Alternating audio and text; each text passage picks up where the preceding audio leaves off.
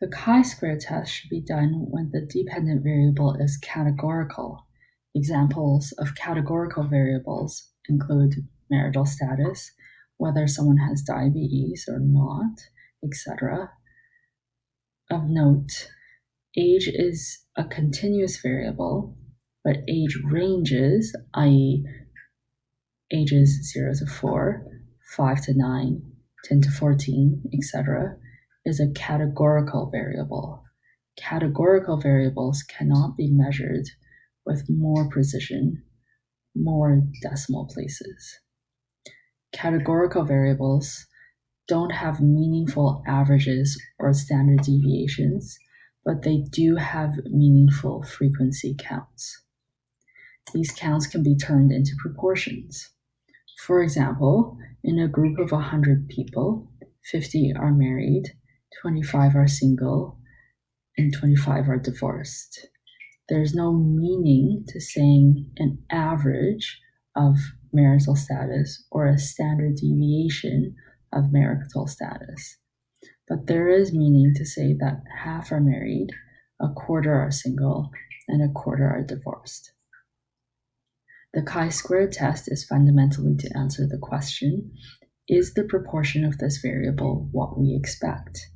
Our expectations can be that the proportions of a new group are the same as that of an existing group, or that the proportions of two or more groups are the same as each other. To give an example, the chi-square test would answer, among males and females, do their proportions of current smokers differ significantly from one another? Here's our data with 50 males and 50 females. This is our classic 2x2 table. When you enter this information into the statistical program of your choice, you get a p-value of 1.1%. Remember that the chi-square test is a comparison of the proportion among groups. Our question is, among males and females, do the proportions of current smokers differ significantly from one another? Our null hypothesis is that they do not. Given that the p-value is so low, we can reject the null hypothesis.